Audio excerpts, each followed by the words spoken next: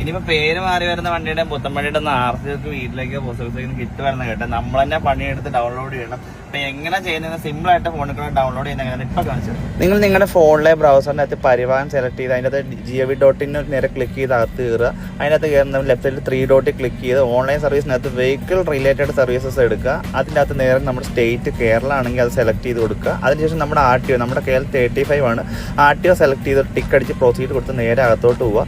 അടുത്ത നമ്മൾ അകത്തോട്ട് കയറി കഴിയുമ്പോൾ നേരെ പിന്നെയും പ്രൊസീഡ് ചോദിക്കും, അത് പ്രൊസീഡ് കൊടുക്കുക. അതിനുശേഷം നേരെ അകത്ത് നിന്ന് ലെഫ്റ്റ് സൈഡ് പിന്നെയും 3 ഡോട്ടെ ക്ലിക്ക് ചെയ്ത് download document print registration certificate നമ്മുടെ RC ബുക്കാണ്, അത് നേരെ ക്ലിക്ക് ചെയ്യുക. അതിനുശേഷം വണ്ടിയുടെ രജിസ്ട്രേഷൻ നമ്പറും അതുപോലെ ചേസിസ് നമ്പറുമാണ് നമ്മൾ ക്ലിക്ക് ചെയ്യേണ്ടത്. അത് രണ്ടും അടിച്ച് കൊടുത്തതിന് ശേഷം നമ്മൾ വാലിഡ് ഇൻഫർമേഷനിൽ ക്ലിക്ക് ചെയ്ത് ഒരു ശകലം സമയം വെയിറ്റ് ചെയ്യുക. അപ്പോഴത്തേനും നേരെ അകത്ത് കയറും. അപ്പോൾ ഒരു ടിക്ക് ഉണ്ട്, അത് ചെയ്ത് കഴിഞ്ഞപ്പോൾ നമ്മുടെ ഫോണിലേക്ക് ഒരു OTP വരും.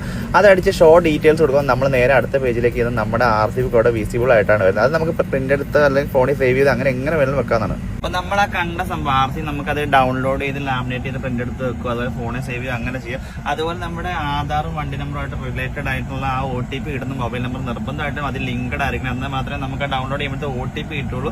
അപ്പൊ ഇനിയിപ്പോൾ അയച്ചു വരുന്നതൊക്കെ പാടായിട്ട് തോന്നുന്നുണ്ടെങ്കിൽ ഇത് പെട്ടെന്ന് നമുക്ക് ഡൗൺലോഡ് ചെയ്യാൻ എടുക്കാവുന്നതാണ്. അപ്പൊ നിങ്ങൾക്ക് ഈ വീഡിയോ ഇഷ്ടപ്പെട്ട് ഉറപ്പായിട്ട് ലൈക്ക് ചെയ്യുക. അതുപോലെ നിങ്ങളുടെ ഫ്രണ്ട്സിന് ഇതുപോലൊക്കെ ആവശ്യക്കാരുണ്ടെങ്കിൽ നേരെ ഷെയർ ചെയ്ത് കൊടുത്തിട്ട് ഫോളോ ബട്ടൺ ഒക്കെ മറക്കല്ല. സപ്പോർട്ട് ചെയ്ത് എല്ലാവർക്കും ഒരുപാട് നന്ദി. ഇനി പ്രത്യേകിച്ച് എന്റെ ഫോളോവേഴ്സിന് വേണ്ടി വീഡിയോ ആണ്.